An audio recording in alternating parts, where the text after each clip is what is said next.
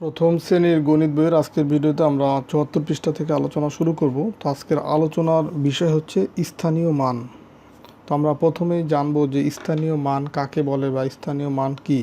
তো একটা সংখ্যা লেখে তোমাদেরকে জিনিসটা বোঝায়। যেমন ধরো ১২৩, এটা হচ্ছে একটা সংখ্যা।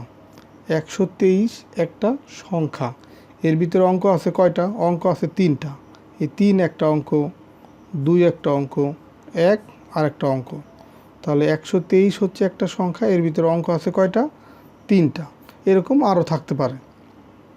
দেখুন, স্থানীয় মান বলতে বোঝায় এই যে অঙ্কগুলো আছে, অঙ্কগুলোর কিন্তু প্রত্যেকটা অঙ্কের এক একটা নাম আছে। যেমন এই যে ৩, মানে কোনো সংখ্যার একদম ডান পাশের যে অঙ্ক সেটাকে বলা হয় একক স্থানীয় অঙ্ক, তার বাম পাশেরটাকে বলা হয় দশক স্থানীয় অঙ্ক। যেমন ৩ হচ্ছে একক স্থানীয় অঙ্ক, ২ দশক স্থানীয় অঙ্ক, ১ হচ্ছে শতক স্থানীয় অঙ্ক। তো এইভাবে আরও কিছু নাম আছে, যে একক, দশক, শতক, হাজার, অযুত, লক্ষ, নিযুত, কোটি।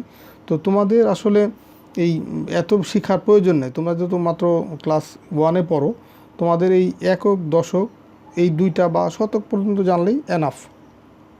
তো তারপরেও দেখো কি শিখলাম তাহলে এখানে, যে কোনো একটা সংখ্যা, এই যে ১২৩ হচ্ছে একটা সংখ্যা, এই ১২৩-এর ৩ হচ্ছে একক স্থানীয় অঙ্ক, ২ হচ্ছে দশক স্থানীয় অঙ্ক, ১ হচ্ছে শতক স্থানীয় অঙ্ক। এখন স্থানীয় মানের সংজ্ঞা কি? স্থানীয় মানের সংজ্ঞাটা হচ্ছে, যেখানে দেখো আমি লিখে রাখছি, যে কোনো সংখ্যার মধ্যে কোনো অঙ্ক একক, দশক বা শতক ইত্যাদি স্থানে থাকলে যে মানের অধিকারী হয় তাকে স্থানীয় মান বলে। যেমন একক স্থানের যেটা আছে অঙ্কটা, যেমন ৩, এর এর মান হচ্ছে ৩ই হবে।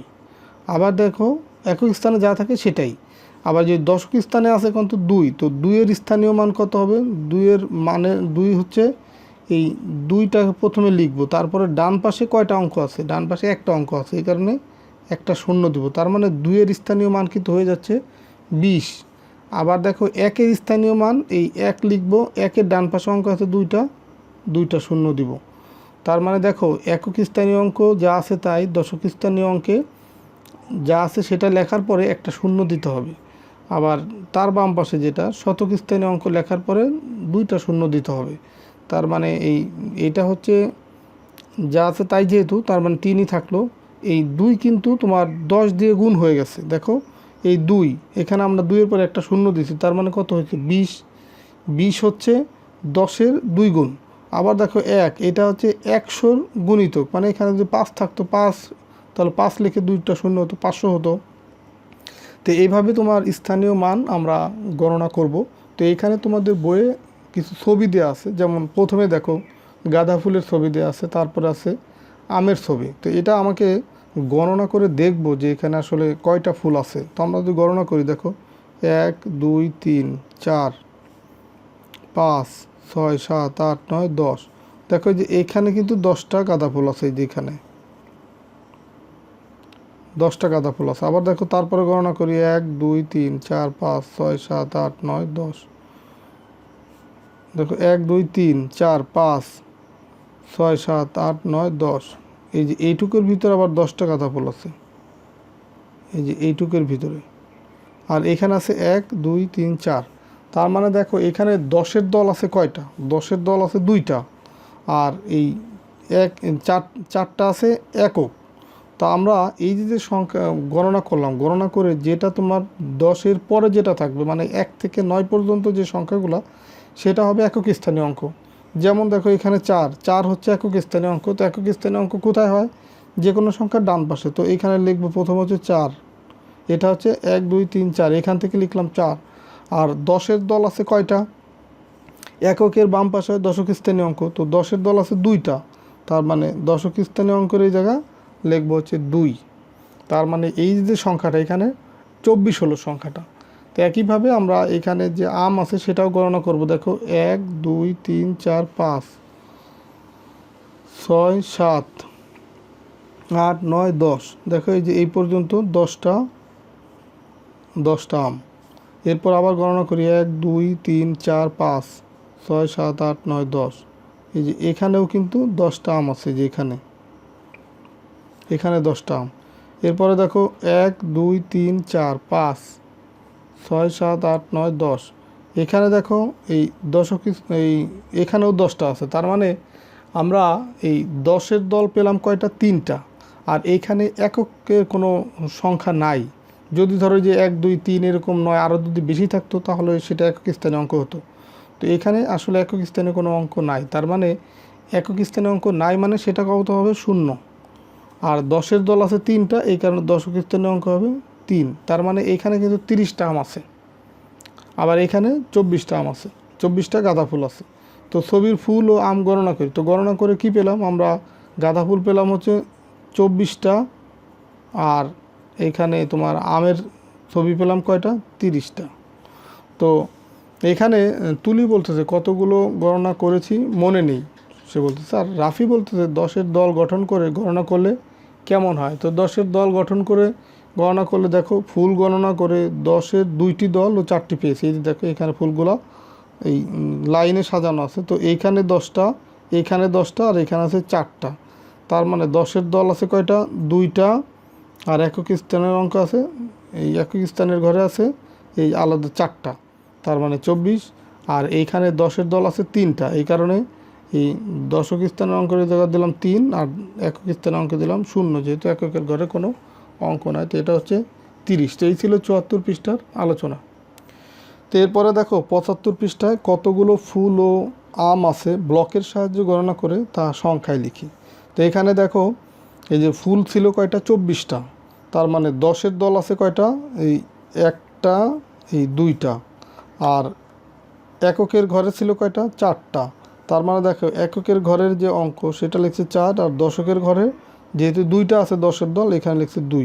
আর মাঝখানে যে ডটের চিহ্ন দিছে এটা হচ্ছে এককের ঘর, এটা হচ্ছে দশকের ঘর। এভাবে যদি আরও থাকতো তখন শতক বা হাজার এভাবে হতো। তার মানে এই সংখ্যাটা কত পেলাম? 24। আবার পরের যেটা ছিল তোমার আমের ছবি, সেখানে ছিল এককের ঘরে কোনো অঙ্কই ছিল না।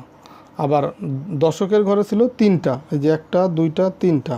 তার মানে দশকের ঘরে লিখছে 3, আর এককের ঘরে হচ্ছে 0। তার মানে এই সংখ্যাটা কত? 30। তো এখানে 2টি 10-এর ও 4টি এককের ব্লক আছে। 2টি 10-এর এই 4টি হচ্ছে এককের ব্লক আছে। দশকের স্থানে আমরা 2 লিখি এবং এককের স্থানে 4 লিখি। সংখ্যাটি হলো 2 10 4। এই যে এখানে যে পেলাম 2টা 10 আর 4, তো 4 হচ্ছে এককের অঙ্ক। তো এটাকে পড়া হয় কত? 2 10 4 কত হয়? 24। এটা কিন্তু আমরা আগে শিখে আসছি, 2 10 4 24।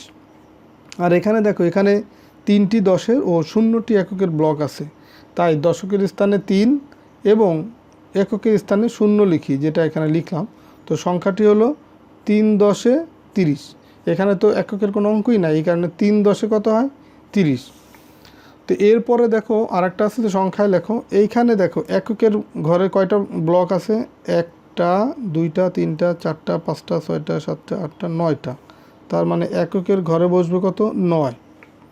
আর দশকের দেখো 1টা 2টা, তার মানে দশকের ঘরে বসবে 2। তার মানে এই সংখ্যাটি কত পেলাম? 2 10 9। 10-এর যেহেতু 2টা লাইন আছে, তার মানে 2 10 এককের আছে 9, 2 10 9 কত? 29। আর এখানে দেখো এককের আছে 1টা এককের ঘরে, তো এইখানে লিখবো হচ্ছে 1।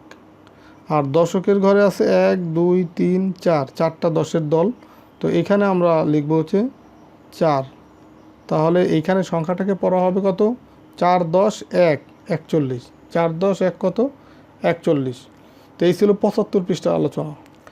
আচ্ছা, এরপরে দেখো 76 পৃষ্ঠা, যে স্থানীয় মান ব্যবহার করে সংখ্যায় লেখো। যেমন দেখো এখানে আছে কি? প্রজাপতি।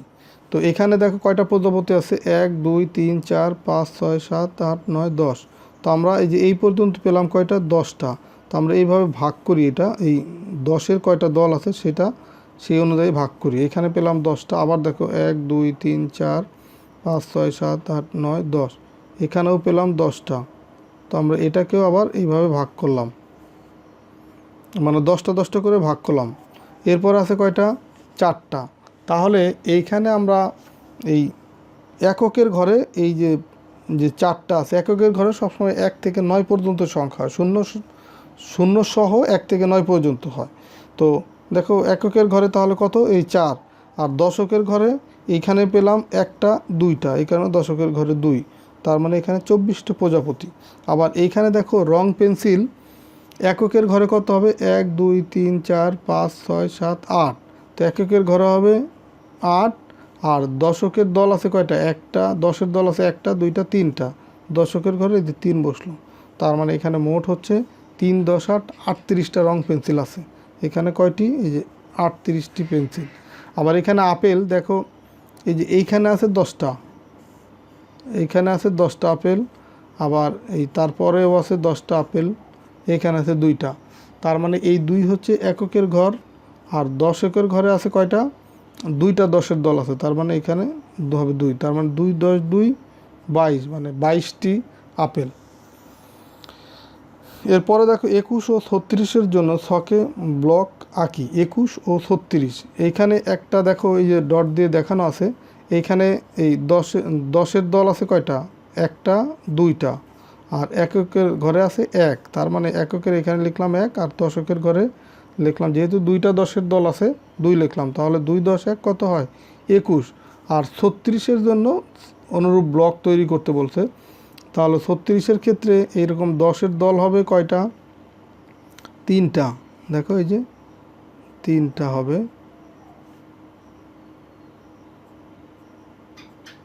এই যে একটা হচ্ছে দশের দল, তারপরে ধর এই যে আর একটা হচ্ছে দশের দল করতে হবে,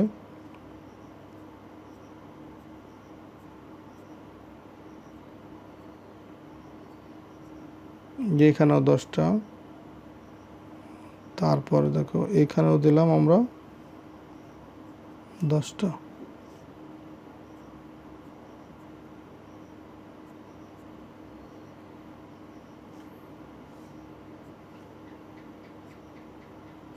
এখানেও 10টা, তাহলে এখানে হচ্ছে দশের দল হলো কয়টা, 3টা, এই যে দেখো দশকের এখানে 3, আর এককের ঘরে থাকবে কত, এই 6টা,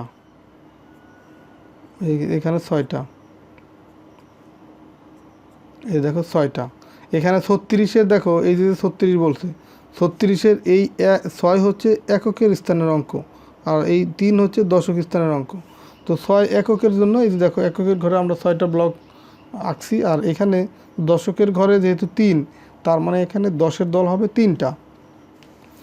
এরপরে দেখো খালি ঘরে সংখ্যা লেখো, যেমন এখানে আছে কত 24, এখন 24-এর এই 2 হচ্ছে, এই 4 হচ্ছে কি এককের ঘর, আর এই 2 হচ্ছে দশকের ঘর, তার মানে এখানে এককের ঘরে বসবে কত 4, আর দশকের ঘরে বসবে এই 2, আর 2-এর পরে অঙ্ক আছে একটা, এখানে একটা শূন্য, তার মানে 20।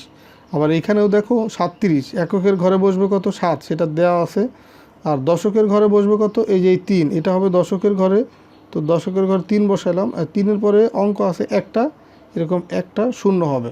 তো এই যে 2 অঙ্কের সংখ্যা বিদায় কিন্তু দশক পর্যন্ত হচ্ছে, যদি এখানে অঙ্ক 3টা থাকতো তাহলে কিন্তু শতক পর্যন্ত হতো।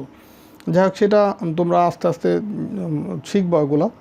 তো এরপরে দেখো ডান পাশে লেখা আছে যে তোমার দশকের ঘরে যে সংখ্যা বসে ততটি 10 প্রকাশ করে। দশকের ঘরে যে কয়টি সংখ্যা বসে ততটি 10 প্রকাশ করে। দেখো দশকের ঘরে এখানে কত আছে 3, এই যে দশকের ঘরে 3 আছে না, এই কারণে 3টা 10।